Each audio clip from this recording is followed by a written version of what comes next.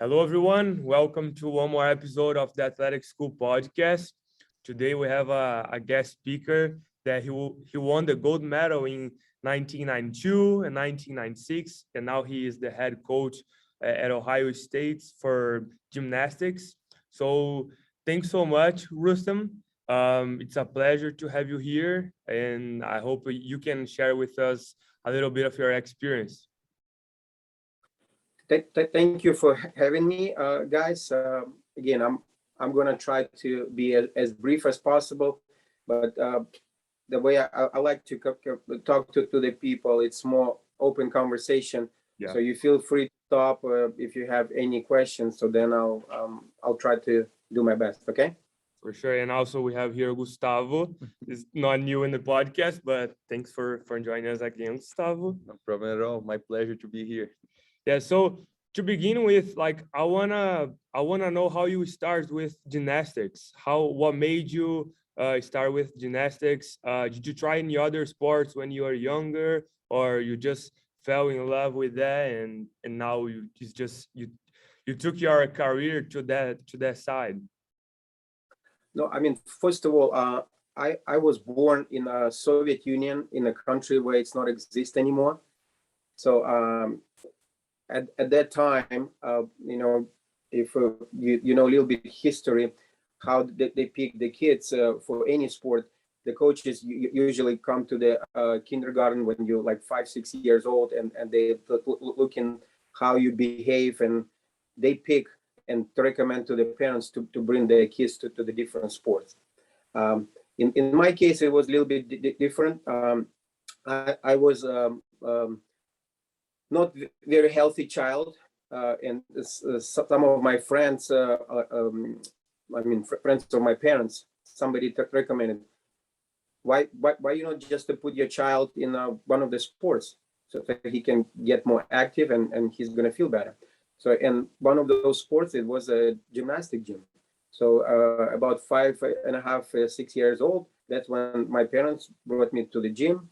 It started for more like for fun, but I fell in love with sport. At that time, we've been living in Tajikistan. My dad, he is a Muslim. My mom, he's Ukrainian. So, and until 15 years old, I was trained and practiced in Tajikistan. Went to the regular school and practiced once a day. Got a lot of support from my parents, especially from my dad.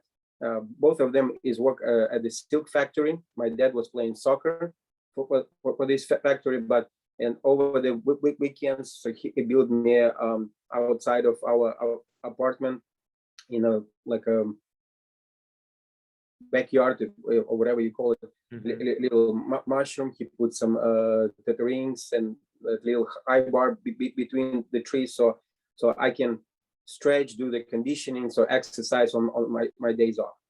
And then at age 15, I got the opportunity to move from one state to another one, from Tajikistan to Ukraine, and practice with better kids and with the better coaches. So, and at 16 years old, I got to the junior national team. Wasn't as successful in my career in the beginning, but I had a desire to get better. So I work more than other kids to try to catch up with them. So and then from age 16 to age 18, being on the junior national team, I got better and better. By the end of my career as a junior athlete, I won the junior national championship, and then I got the invitation to the senior national team. It was 1989. That's where it was the same story. I have to catch up with the guys who's already competed on the international level, European world champions, some of them Olympic champion. So, and then I start slowly progress, where in 1992, I made the first Olympic team. I traveled to Barcelona, got the gold medal with the team. And after that, had another opportunity after Soviet Union's spread out. I started competing for Ukraine. And then in '96, I went to another Olympic Games and a few World Championships before that. And basically, I mean, you guys know I've been very, very successful. Cannot complain. But everything what I got, I think by being determined to get better, work harder, and to listen to my coaches, try to be self-disciplined. I think those things what helped me, I think, to progress, because I believe that's in order to get something, you have to lose something. But in my situation, what I sacrifice, it's maybe time spending with my family, with my parents, with my friends, because I had not from the beginning, because people ask, oh, did you thought that you can be an Olympic champion? No, nobody knows that. But all you can do is just put your full effort and see where you're gonna get. Up to what level you're gonna get. But that's kind of a little sneak peek of my athletic career. So you said like with 15, 16 years old, you were like working harder than the other kids. And what does that exactly mean? Like you were more disciplined than them, you were like taking care of your body more than them, you were like listening to the coach more than them. What was this working harder than them? What it's mean, I mean, at this time, when I was on a junior and a senior national team, we had camps basically 300 days from 365 days a year. And it's 3 practices a day, 6 days a week, some days off. But for me, it wasn't Sunday off. I still came to the gym for a few hours and tried to work on my weakest events or weakest skills. So that's I would say how I work harder. I work smarter because I also, in order to maintain on such a high level and on such a high intensity, you have to prepare your body. How you can do that? It's a good warm up. It's a lot of strength and conditioning before practice and after the practice. I mean, outside of the gym, you have to be smart in terms of what you put in your body. That's the thing. And right now, again, in my time, it's a little bit different. It's a lot of things now as a distraction for the athletes. It's a social media. We didn't have the social media. My first cell phone was when I was 30 years old. Right now, you have kids who are like 2-3 years old, and they already have a cell phone. So basically, I set the goal to do whatever it takes to get better. If I'm going to get there, I don't know. Only time can show. But so that's what I mean by working harder and work smarter. I hope it makes sense. Yeah, It makes for sure. So I was gonna ask you, because I mean, to win a gold medal in the Olympics is something huge. There are not a lot of people that can achieve that. So could you maybe list it out like a 3 or 2 skills that you believe that made you achieve that? I mean, 3 things. That's what it's like. Always help me, and it's continued. That's what kind of like my motto in my life, and even now. Not being an athlete, still being a coach, but that's what I apply in the life. The first one, it's a self-discipline. You have to have set the goals. It have to be short-term goals, long-term goals, and you have to follow them. Daily goals. The second one, you have to believe in what you're doing. So that's I think it's huge. And the third one, you cannot do it by yourself. You have to have family, you have to have friends, you have to surround yourself with the people who have same mentality. So that's what I think, those the three keys, that's what helped me to be successful and as an athlete. And now in my real life, after being an athlete, I'm applying the same attribute on a daily basis. Yeah, no, I agree with that. I think that's awesome. And so like when you went to the Olympics, what was your goal there? Were you planning to win the gold medal? Were you planning to just go and see what happens? Or what was your mindset? What is going on your mindset right then? No, two Olympic Games, I think a little bit two different mindsets, because in 1992, Soviet Union was dominating for almost 20 years, and the hardest part was making the team, and we knew that if you make the team, so at least the team gold, you're gonna win, because we beat the second place China by almost 6.5 points. So that was, I mean, for me, the goal was go and do my best to help the team. No other personal agenda, because I knew that I'm not going to make the all-round or event finals. I made it the team kind of last minute. It was tough. The second Olympic Games, it's completely different. After 92, I had experience go to 93, 94, 95, 96 World Championships. I got more experience. So then the mindset was different, but it's never was to mindset to go and win. My coach taught me, you never compete against anybody. You compete against yourself. So that was always my mindset. I never tried to watch my opponents and how they doing and everything. Don't look at the scores. All I was thinking, hey, today my goal, 6 events, hit all 6 events. How I'm gonna do it, I don't know. I'm gonna put my best effort. Some meets was very successful, some is not, but that's all what we can do.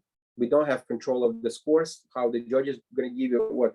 And then by the end of the day, as long as you put your full effort and you did your best, then you're going to end up where you deserve to be. So that's why in 96, my goal wasn't go and win. Even before like Olympic Games in 96, I already won the European Championship on the parallel bars. I won the World Championship on parallel bars. So, I mean, if you look like, oh, so then you should win the gold on parallel bars. But I never thought that, I never put it in my mind. I made it to the final again. I think only the people who knows our sport a little bit more, I made it with the last score, because 8 people qualifying, and only 2 per country. And China and Russia, they had 3 people who've been ahead of me. So I basically made it to the top 8 because only 2 per country. Because my optional was good, but compulsory I didn't do as well. But I still made it to the final. So so that's always been my mindset. Never compete against anybody. My competitor it's myself. So yeah. That's all what I done, and that's the way I'm teaching right now kids. So it doesn't matter what's going on around you. You have your own goal, and you have to go for it. Yeah. So just one thing, like you won a gold medal in 92, and then you have like more 4 years to prepare for 96. Of course, you have competitions in between, but like I feel that you usually aim for the next Olympic Games. And like during this period, like when everything like was tough, what was like your motivation, like to make you keep going, keep waking up, keep working out, keep preparing to the next competition? 4 years is a long time. Yeah, no, I mean, for the first Olympic Games, one coach was preparing me, and then in '93 he had opportunity to sign the contract and go work in overseas. So I actually was in '93, beginning of '94. I was actually had a kind of downtime where I was thinking, look, I already accomplished everything. I already got gold. Is it worth to me to even continue to do?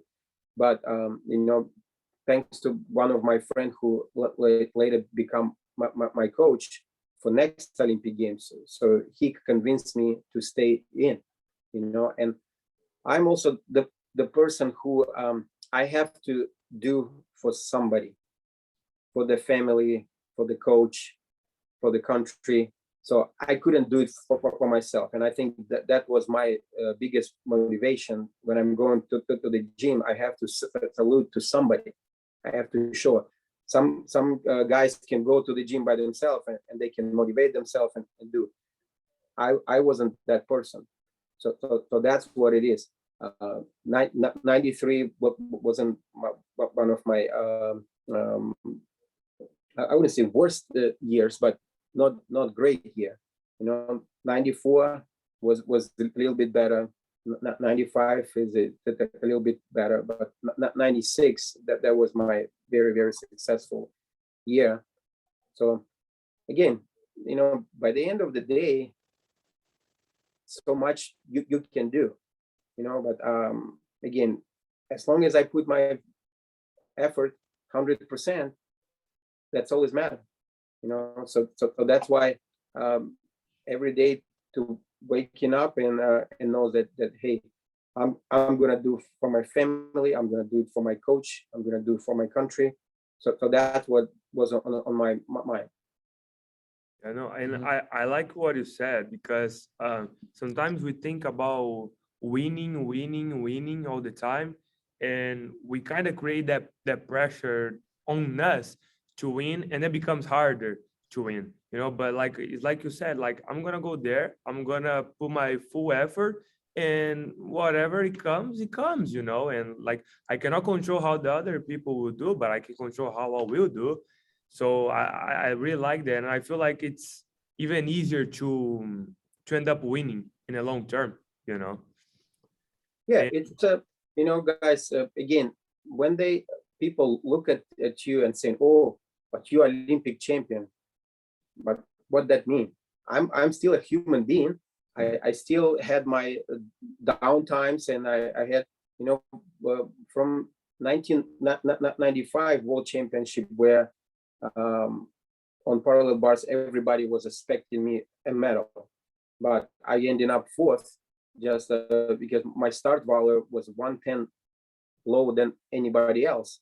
And then I tried to upgrade my routine just for 110, added one new skill, but it took me about probably 4 or 5 months to get it there. And I had a competition where I messed up. I still with the new routine, and sometimes people don't have enough patience to stick with the plan and do it, because if they fail, they think, oh, I'm failing. No, but failure, it's a part of the process. It's depend what you're gonna do after you fail. You have two options: start bitching about it and saying, oh, why me, why what this, I've done everything, or okay, what else I can do.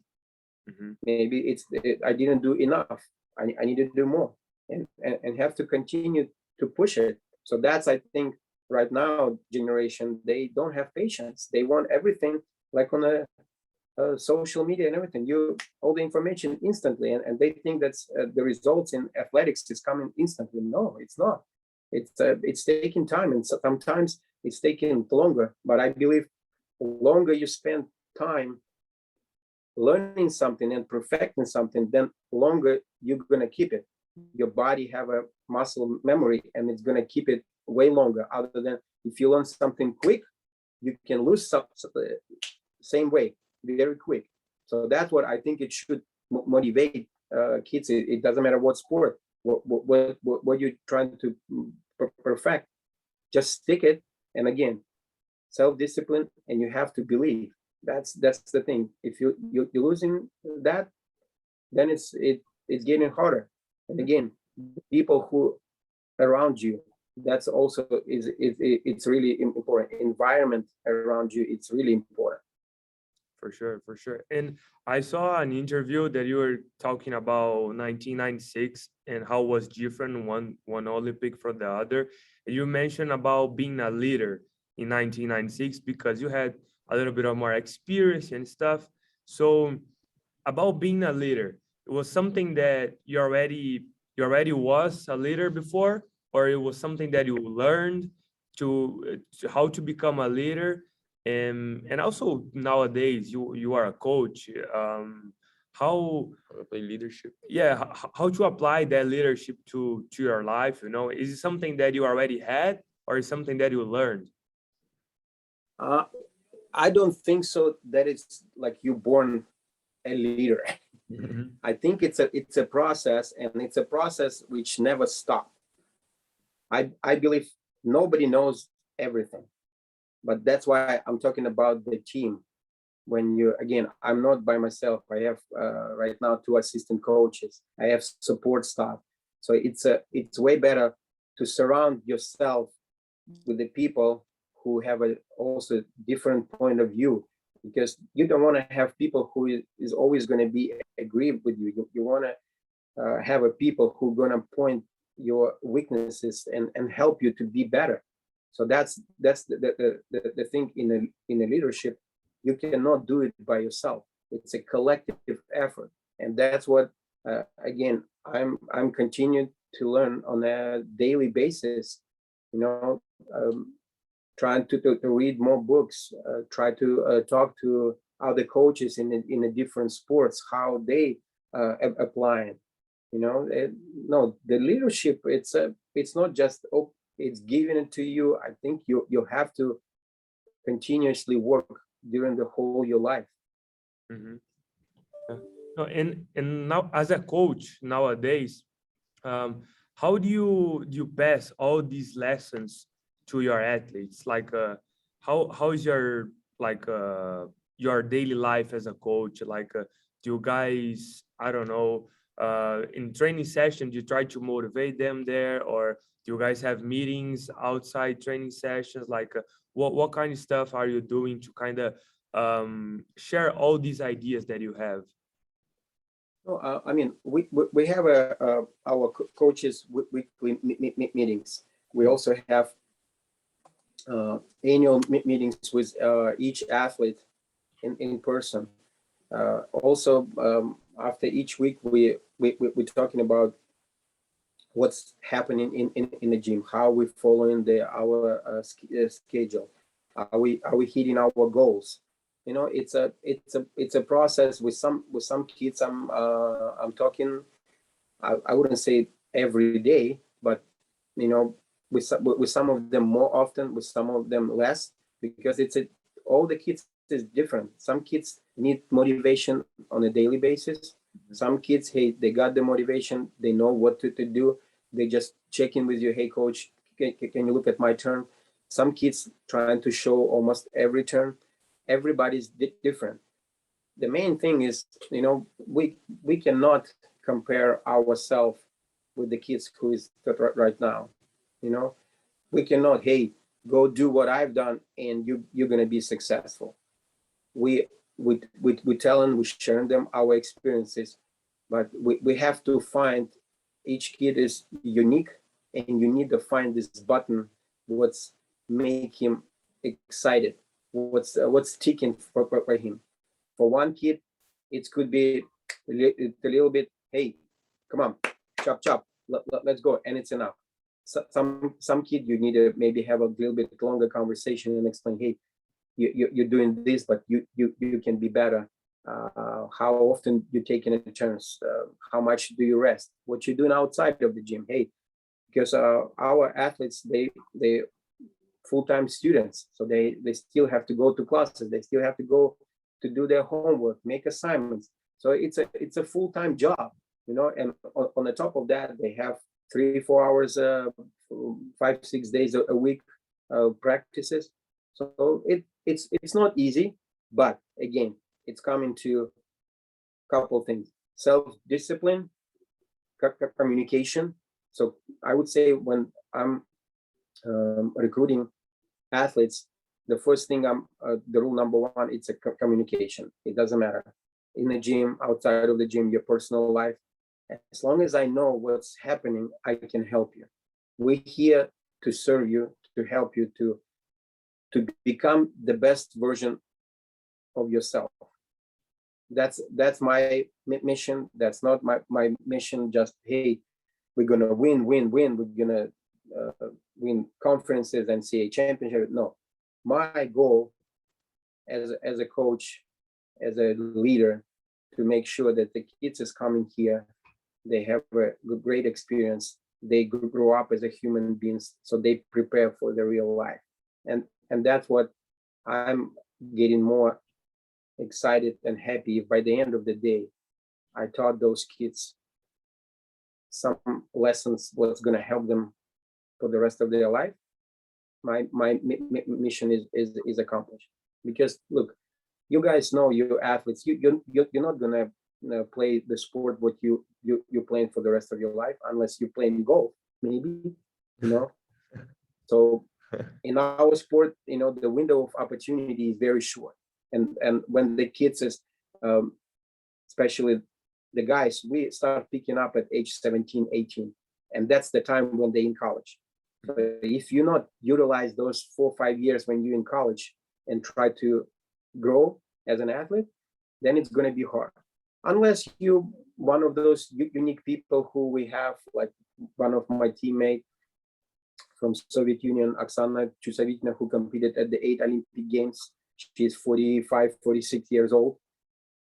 Maybe, but I don't think so.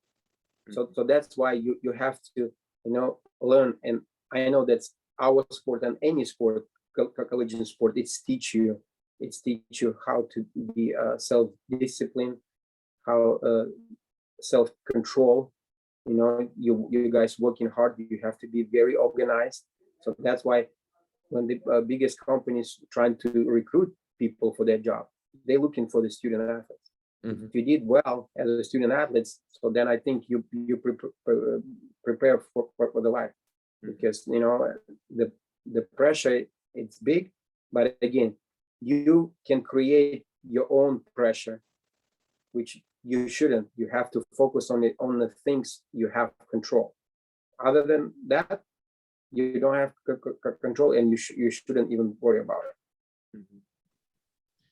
Yeah, no, it's I really like what you said, because we always talk to each other about coaches and how the coach approach the athletes and stuff. And you mentioned something that about the athlete being unique, you know, and I think that's awesome. And that helps the coaches, the athletes, to be successful, not only in sports, but also in life, right? Because now you are not teaching how to kick a soccer ball. You're teaching valuable lessons for life, you know. So I think that's awesome. And That's what stays like forever, right? Because yeah, as you said, like you're not gonna play yeah, like for 50 years. You're gonna play like maybe we can play 20, maybe. yeah, And and the max, lesson stays. yeah, Mhm. yeah, and for sure. And like I feel that's way more important.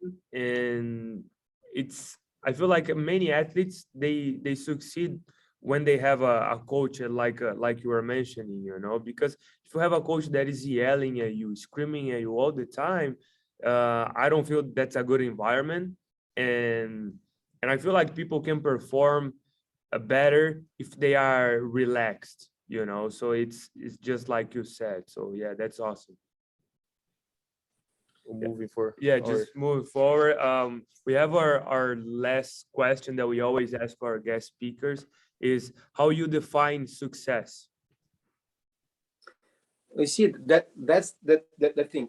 Everybody have their own definition of success. Yeah. Every, you know, and I told you, you know, a lot of people, they live in the past with their accomplishments and everything.